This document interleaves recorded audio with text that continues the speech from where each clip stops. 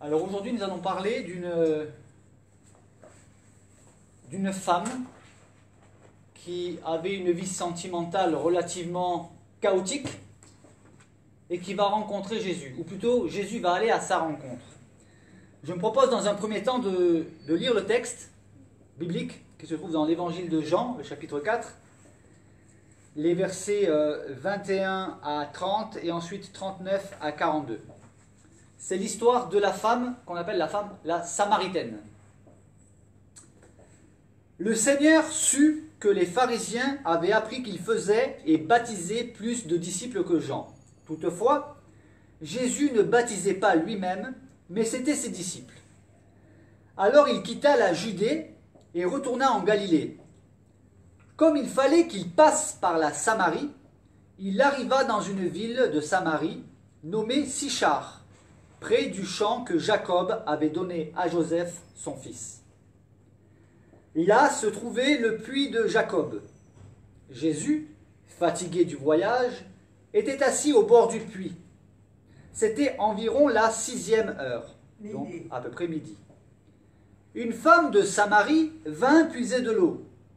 Jésus lui dit « Donne-moi à boire ». Car ses disciples étaient allés à la ville pour acheter des vivres. La femme samaritaine lui dit « Comment toi, qui es juif, me demandes-tu à boire, à moi, qui suis une femme samaritaine ?» Les Juifs, en effet, n'ont pas de relation avec les Samaritains. Jésus lui répondit « Si tu connaissais le don de Dieu, et qui est celui qui te dit « Donne-moi à boire », tu lui aurais toi-même demandé à boire, et il t'aurait donné de l'eau vive. « Seigneur, lui dit la femme, tu n'as rien pour puiser, et le puits est profond. D'où aurais-tu donc cette eau vive? Es-tu plus grand que notre père Jacob, qui nous a donné ce puits, et qui en a bu lui-même, ainsi que ses fils et ses troupeaux? » Jésus lui répondit, « Quiconque boit de cette eau aura encore soif, mais celui qui boira de l'eau que je lui donnerai n'aura jamais soif.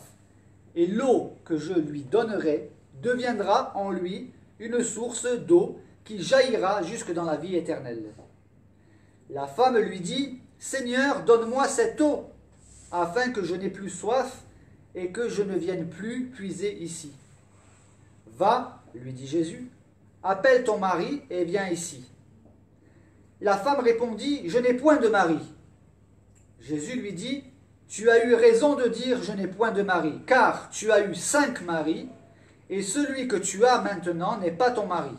En cela, tu as dit vrai. » « Seigneur, lui dit la femme, je vois que tu es prophète.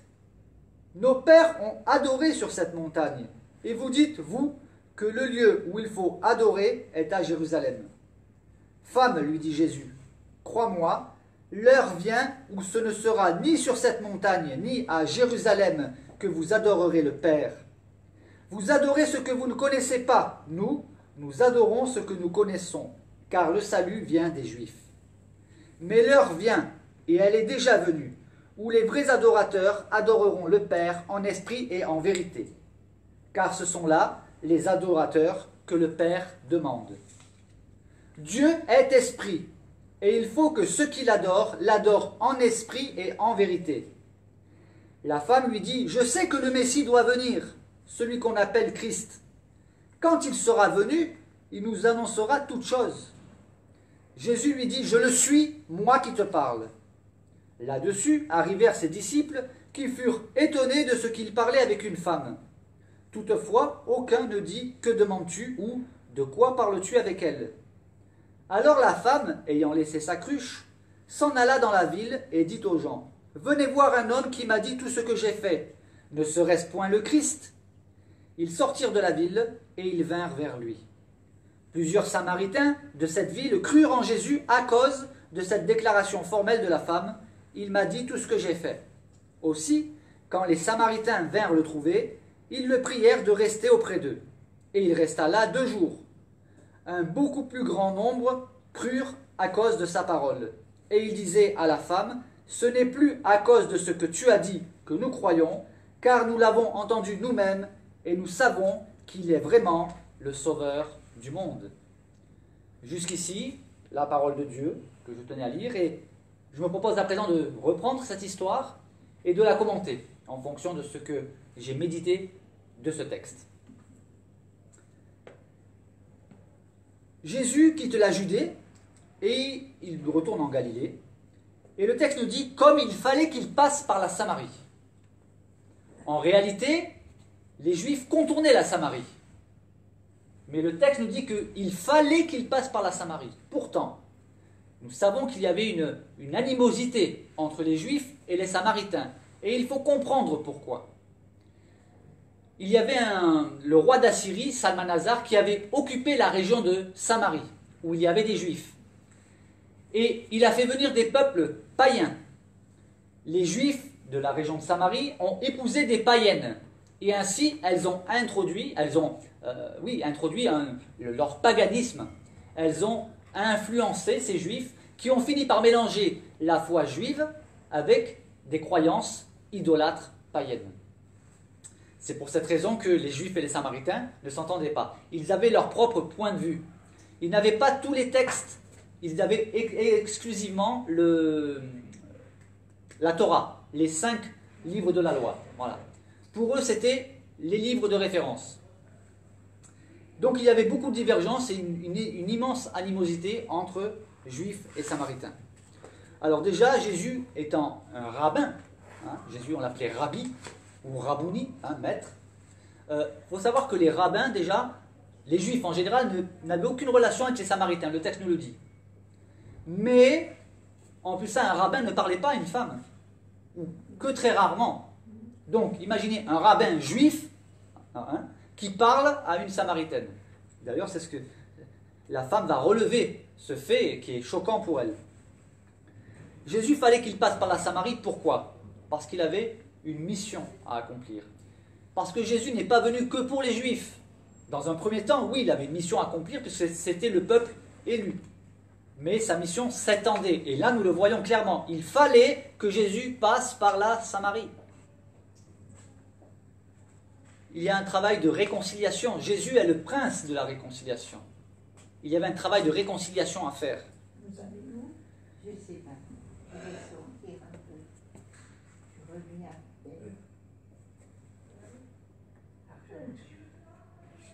C'est pas grave. La canne. De la canne. La canne. Merci. Si tu peux lui ouvrir la porte, peut-être.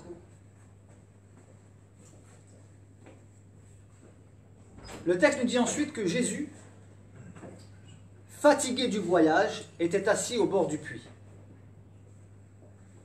Alors certaines personnes peuvent être intriguées. Non, non. Jésus, vous dites que Jésus est Dieu, le Fils de Dieu, il était fatigué? Oui. Où est le problème? Le problème vient de ceux qui n'ont pas compris l'incarnation. Dieu fait homme, la parole de Dieu fait chair.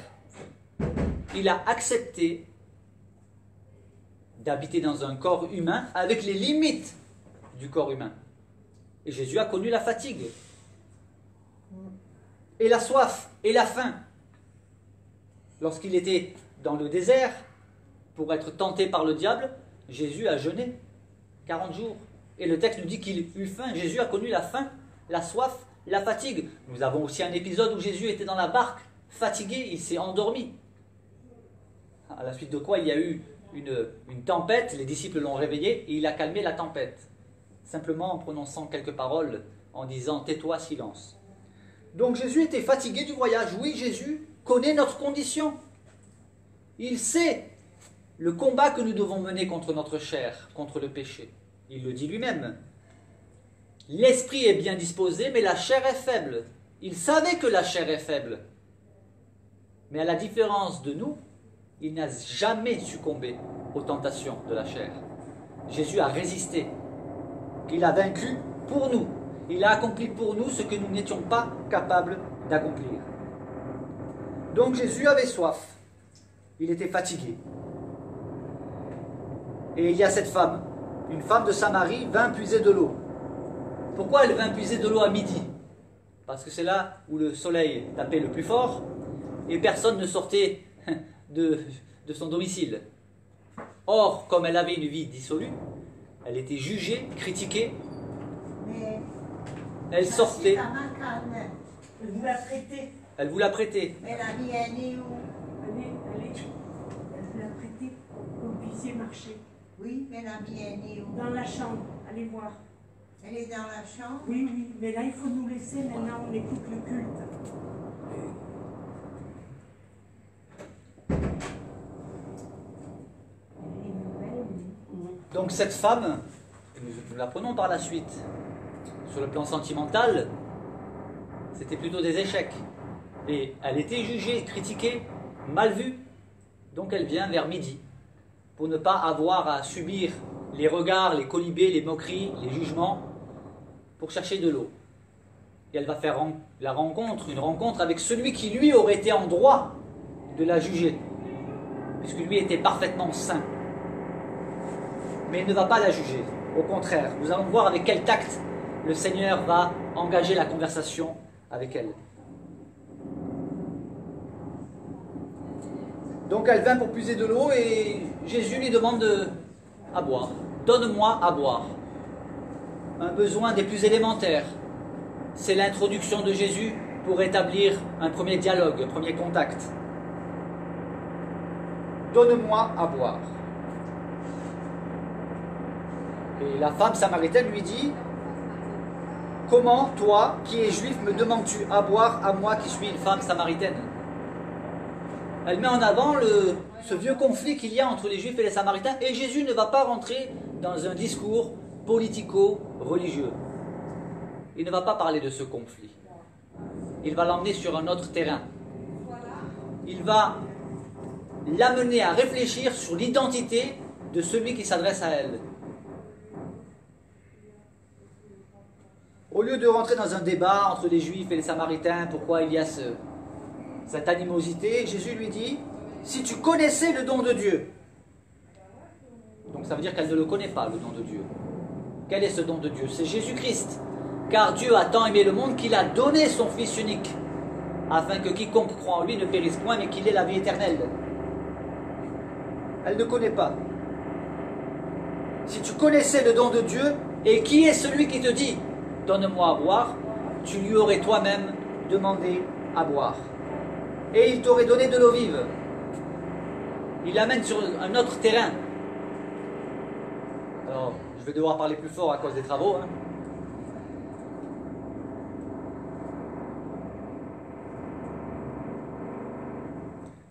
Nous allons voir au fur et à mesure que cette femme est très terre à terre.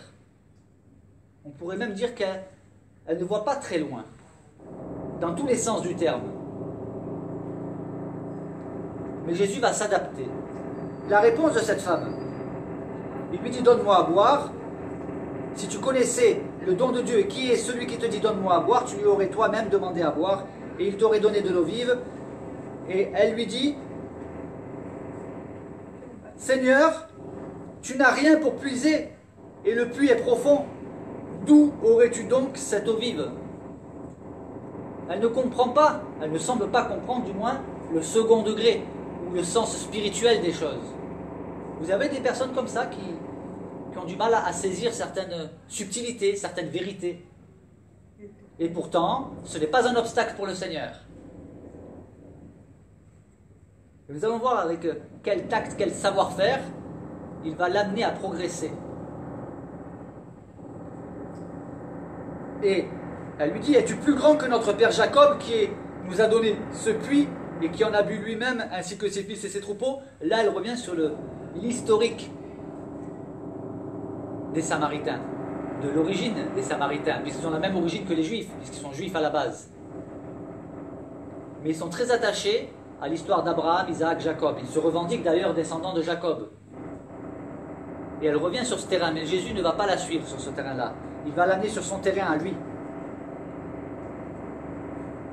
Vu qu'elle parle de choses très terre à terre, Jésus lui explique, quiconque boit de cette eau, c'est-à-dire l'eau qu'il y a dans le puits, eh bien, il aura encore soif, mais celui qui boira de l'eau que je lui donnerai n'aura jamais soif, et l'eau que je lui donnerai deviendra en lui une source d'eau qui jaillira jusque dans la vie éternelle. Le Seigneur veut l'amener sur le plan spirituel, sur l'éternité, ce qui est important, ce qui est le plus important.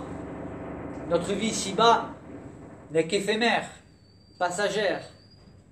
Ça passe tellement vite une vie, même lorsque nous atteignons presque 100 ans, n'est-ce pas? Ça passe vite. Il lui parle de cette eau vive qui jaillit jusque dans la vie éternelle. Alors la femme, toujours très terre à terre, elle n'a pas compris encore. Et elle va répondre à Jésus, Seigneur, donne-moi de cette eau, afin que je n'ai plus soif. Et elle parle de la soif physique. Jésus parlait de la soif spirituelle. Alors, Seigneur, donne-moi de cette eau, afin que je n'ai plus soif et que je ne vienne plus puiser ici. Elle croit que Jésus parle vraiment de l'eau que nous buvons pour notre corps. Jésus va maintenant l'interpeller sur le plan personnel intime. Jésus n'abandonne pas, il a prévu de lui révéler qui il est, et il va y arriver. Il va lui poser une question, cette fois-ci. Enfin, il va lui faire une demande. Il ne va pas débattre encore longtemps sur l'eau. Il ne va pas lui dire « je parle dans un sens spirituel ». Il va l'amener à ce qu'elle-même réalise cela. Jésus lui dit « va, appelle ton mari ». Quel rapport entre l'eau, le fait de puiser de l'eau, entre-temps on ne sait pas si elle a puisé de l'eau pour lui donner à boire. Hein. Peut-être que Jésus avait encore soif. Et un mari, quel rapport il y a entre l'eau? Puis elle est venue pour chercher de l'eau, elle rencontre un rabbin juif avec qui elle discute. Il lui parle d'une eau vive dont elle ne comprend pas le sens et maintenant il lui demande d'aller chercher son mari. Parce que le Seigneur connaît toutes choses. Il met le doigt là où il faut. Parce que c'est sur ce point-là qu'il veut attirer son attention.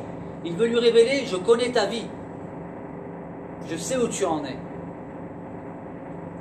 Va, lui dit Jésus, appelle ton mari et viens ici. Et la femme répondit, je n'ai point de mari. Elle n'est pas mariée, mais elle vit en concubinage. Elle vit avec un homme. Mais elle n'a pas envie d'en parler. Elle dit, je n'ai point de mari. Point barre. Jésus lui dit, tu as eu raison de dire, je n'ai point de mari. Donc elle n'a pas menti. Elle n'a pas de mari, mais elle n'a pas dit toute la vérité. Vous avez des personnes comme ça qui ne mentent pas, mais ne disent pas toute la vérité. Et Jésus lui dit, tu as eu raison donc de dire, je n'ai point de mari, car tu as eu 5 maris, et celui que tu as maintenant n'est pas ton mari. Mettons-nous à la place de cette femme, mais d'où connaît-il ma vie? Il ne peut pas être de la famille des gens du village, c'était un juif. Les Samaritains ne se mélangent pas avec les juifs. D'où est-ce qu'il connaît ma vie? Quelqu'un l'a renseigné? Et comment a-t-il pu organiser ce rendez-vous aujourd'hui au puits? Non. Du coup, elle réalise que celui qui est en face d'elle est au minimum, je dis au minimum, prophète. Parce que Jésus est beaucoup plus qu'un prophète. Mais déjà, elle se dit, il est prophète.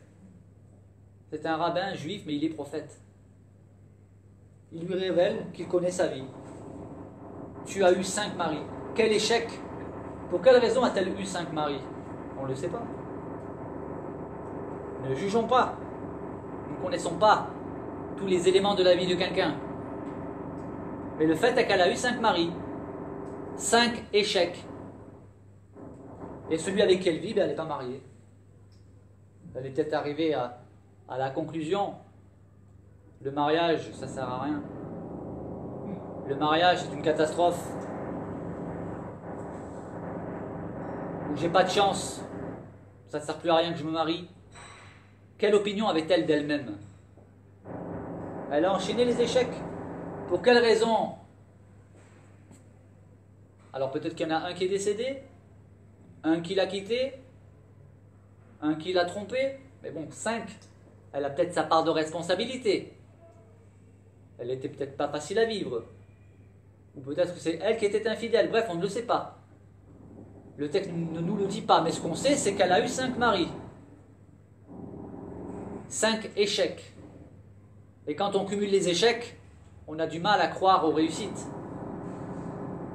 En dépit de cela, elle vit avec un homme qui n'est pas son mari.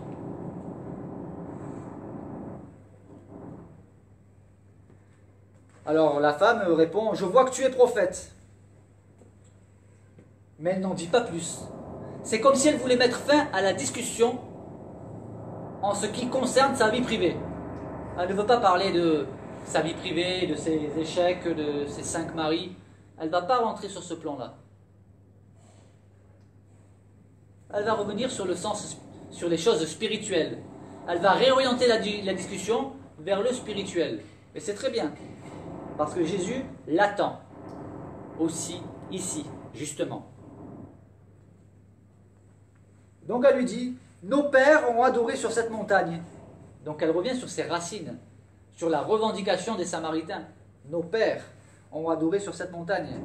Et vous dites, vous, donc les Juifs, que le lieu où il faut adorer est à Jérusalem. Il faut savoir que les Samaritains n'allaient pas à Jérusalem, au temple de Jérusalem. Ils avaient leur propre temple. Alors Jésus lui dit, femme, crois-moi, l'heure vient où ce ne sera ni sur cette montagne, ni à Jérusalem que vous adorerez le Père. Vous adorez ce que vous ne connaissez pas. Nous adorons ce que nous connaissons, car le salut vient des Juifs. Elle veut revendiquer, elle est fière de revendiquer la descendance par rapport à Abraham, Isaac, Jacob. Et Jésus veut lui rappeler que le salut vient des Juifs. Mais il ne va pas s'étendre davantage. Il va l'interpeller sur le sens profond de ce qu'est la véritable adoration. Adorer le Père en esprit et en vérité, ça veut dire spirituellement, par l'Esprit, par le Saint-Esprit, et donc forcément aussi avec vérité de cœur, et non pas une pratique d'une religion, mais une pratique d'une relation avec le Père. Et Jésus explique pourquoi. Dieu est esprit, et il faut que ceux qui l'adorent en esprit et en vérité. La femme est intriguée, et elle commence à entrevoir, à se poser des questions sur l'identité de celui qui lui parle. Ne serait-il point le Christ? Elle a des connaissances bibliques, elle a l'attente messianique, comme les Juifs. Ils attendent aussi le Messie à ce moment-là. Alors elle va y aller à tâtons. Elle va essayer de questionner son interlocuteur et elle va lui dire, je sais que le Messie doit venir, celui qu'on appelle Christ. Quand il sera venu, il nous annoncera toutes choses.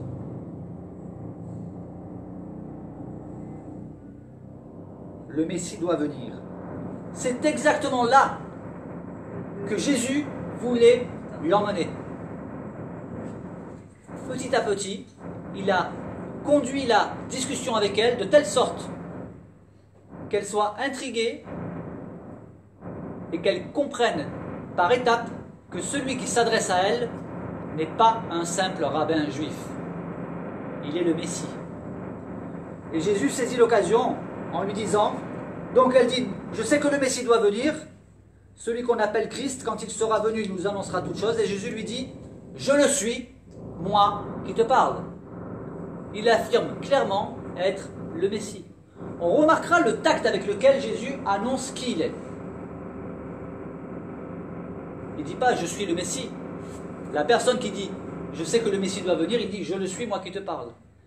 À un aveugle, il ne dit pas, je suis le Fils de Dieu. Il lui pose la question, crois-tu au Fils de Dieu? L'aveugle pose la question, mais qui est-il? Et Jésus lui dit, celui qui te parle, c'est lui. Quelle humilité et quel tact. Jésus lui annonce clairement qu'il est le Christ. Et à ce moment-là, arrivent ses disciples. Il faut se mettre aussi à la place des disciples. Ils arrivent, ils voient Jésus qui discute avec une femme et une Samaritaine en plus. Mais ils sont prudents. Ils ne vont pas prendre le risque de questionner Jésus. Ils connaissent leur maître. Ils ont cette sainte crainte du Seigneur. Donc ils furent étonnés de ce que Jésus parlait avec une femme. Toutefois, aucun ne dit que demandes-tu ou de quoi parles-tu avec elle. Du coup, la femme, cette femme samaritaine qui était venue pour chercher de l'eau, elle laisse sa cruche. Et qu'est-ce qu'elle fait? Elle retourne au village pour parler, pour témoigner autour d'elle. cette rencontre qu'elle vient de faire a bouleversé sa vie au point qu'elle va affronter ceux qui certainement l'avaient jugée, l'avaient critiquée, l'avaient mise de côté. Le message qu'elle porte est beaucoup plus important que sa réputation. Elle s'en alla dans la ville et elle dit aux gens, « Venez voir un homme qui m'a dit tout ce que j'ai fait. Ne serait-ce point le Christ ?» A-t-elle encore des doutes? Elle veut peut-être une confirmation. Peut-être que les habitants du village, en rencontrant Jésus, pourront confirmer ou infirmer ce qu'elle croit, ou ce qu'elle pense croire. Est-il le Messie, oui ou non? Donc les gens qui la connaissent, cette femme pécheresse, qui a des mœurs légères peut-être, pense-t-il, que s'est-il passé dans sa vie pour qu'elle vienne nous annoncer qu'elle a rencontré peut-être le Christ? Cela les intrigue. Ils connaissent sa vie, mais en même temps, les personnes qui ont été le plus dans les ténèbres, dans la noirceur du péché, ils intriguent leur entourage lorsque leur vie change, ou lorsqu'ils tiennent des propos qui ne correspondent pas à la vie qu'ils ont eue. Une femme avec des mœurs si légères, qui vient parler du Messie, du Christ. Donc les gens de la ville sortirent et ils vinrent vers Jésus. Et plusieurs Samaritains de cette ville crurent en Jésus à cause de cette déclaration formelle de la femme. Il m'a dit tout ce que j'ai fait. Ça veut dire déjà, elle était un témoin. Son témoignage a déjà permis que d'autres Samaritains croient en Jésus. Quel témoignage! Mais il faut que cette foi nouvelle pour les Samaritains soit affermie. Et c'est ce qui va se passer. Quand les Samaritains vinrent le trouver, ils prièrent Jésus de rester auprès d'eux. Et Jésus resta 2 jours avec les Samaritains. Ça n'existait pas. Un juif qui passe 2 jours, déjà un juif qui parle avec des Samaritains, le texte nous dit clairement que les juifs n'ont pas de relation avec les Samaritains. Et là, ce juif est différent. Parce qu'il a le ministère de la réconciliation, ce ministère qu'il nous a confié. Nous sommes des ambassadeurs pour Christ. Nous avons le ministère de la réconciliation, de réconcilier autour de nous, réconcilier dans nos familles, réconcilier dans notre voisinage, réconcilier parmi nos frères et sœurs, dans la foi, réconcilier même avec nos ennemis. Jésus est passé 2 jours avec les Samaritains. Et le texte nous dit qu'un beaucoup plus grand nombre crurent à cause de sa parole, à cause de la parole de Jésus. Quel prédicateur intrigant que Jésus. Il intrigue, il surprend. Des huissiers qui avaient été chargés d'arrêter Jésus sont revenus bredouilles. Les pharisiens les ont questionnés, ces huissiers. Pourquoi ne l'avez-vous pas amené? Eux, ils ont répondu, jamais homme n'a parlé comme cet homme. C'est dire la puissance de la parole de Jésus. Donc un beaucoup plus grand nombre crurent à cause de sa parole, donc la parole de Jésus. Et il disait après donc à la femme, ce n'est plus à cause de ce que tu as dit que nous croyons maintenant, car nous l'avons entendu nous-mêmes. Et nous savons qu'il est vraiment le sauveur des Juifs. Non, n'en déplaise à ceux qui affirment que Jésus n'est venu que pour le peuple juif. Il y a des personnes qui affirment cela. Non. Nous savons qu'il est vraiment le sauveur du monde. Pourquoi? Parce que le juif, le rabbin juif, il est venu chez nous, les Samaritains. On sait très bien que les Samaritains n'ont pas de relation avec les Juifs. Il est venu nous annoncer l'évangile, la bonne nouvelle. Jésus est le sauveur du monde. C'est d'ailleurs ce que dit Jésus lui-même dans Jean chapitre 3 verset 16. Car Dieu a tant aimé le peuple d'Israël, bien sûr qu'il aime le peuple d'Israël, qu'il l'a aimé. Mais le texte nous dit car Dieu a tant aimé le monde. Le monde. C'est le cosmos. Qu'il a donné son Fils unique afin que le peuple d'Israël croie. Non, afin que quiconque, juif ou non juif, afin que quiconque croit en lui ne périsse point mais qu'il ait la vie éternelle. La mission de Jésus est une mission universelle. Même si, bien évidemment, il a commencé par les Juifs. Il a commencé par œuvrer auprès des Juifs. Il faut bien un début à une mission. Et il commence par le peuple élu, ce qui est normal. Jésus n'a pas refusé la guérison. aux serviteurs du centenier. Un centenier, un ennemi, l'armée romaine, qui occupait le peuple, le territoire d'Israël. Et puis la femme cananéenne, qui a demandé aussi une guérison, qu'il a obtenue. Même si Jésus lui a dit une parole dure qui a éprouvé sa foi, il a quand même exaucé. Et là, c'est Jésus qui prend l'initiative de passer en Samarie. Si sa mission était uniquement pour le peuple juif, qu'est-il donc allé faire en Samarie? Des ennemis, avec une inimitié incroyable. Alors pour conclure, moi je ne sais pas quelle est votre vie. Le Seigneur la connaît, lui, parfaitement. Il connaît tous les déboires, tous les échecs. Et il est en mesure de vous juger comme il est en mesure de me juger. Personne n'était plus qualifié que Jésus pour juger cette femme. Il en est de même avec la femme adultère. La femme qui a été attrapée en flagrant délit d'adultère. Elle était vraiment coupable, elle avait vraiment commis l'adultère. Et Jésus pouvait la juger et la condamner. Au lieu de cela, il l'a défendue. Et il a changé, il a bouleversé sa vie. Le Seigneur connaît le poids de culpabilité qui est là, qui peut être là dans nos vies, causé par nos échecs, par le péché, par nos chutes, nos inconséquences, nos mauvais choix, nos désespoirs. Mais il vient pour nous aider. Il vient pour nous manifester son amour, sa compassion. Il ne se complaît pas avec le péché. Lorsqu'il est dit que Jésus passait beaucoup de temps avec les gens de mauvaise vie, ce n'était pas simplement pour faire du copinage. C'était dans le but de les interpeller, de les sauver, de changer leur vie. D'ailleurs, c'est ce qu'il a dit à la femme pécheresse. « Où sont ceux qui t'accusaient? Ne t'ont-ils pas condamné ?» Elle a répondu « Non, Seigneur. » Il a dit « Va, je ne te condamne pas non plus, mais ne pêche plus. » Avoir la foi en Jésus, ce n'est pas un permis pour pécher, pour faire n'importe quoi. Mais c'est être au bénéfice de cet amour, de cette grâce qui nous transforme. Alors peu importe les échecs de votre vie, la situation qui peut-être actuellement vous embarrasse,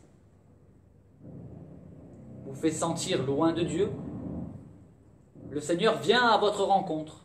Il vient à notre rencontre. Alors nous ne sommes peut-être pas auprès d'un puits, mais il vient là où nous sommes. Et il veut aussi nous communiquer, nous donner cette eau vive. Après, nous avons le choix d'accepter ou de refuser. Dès le début, cette femme aurait pu refuser le dialogue.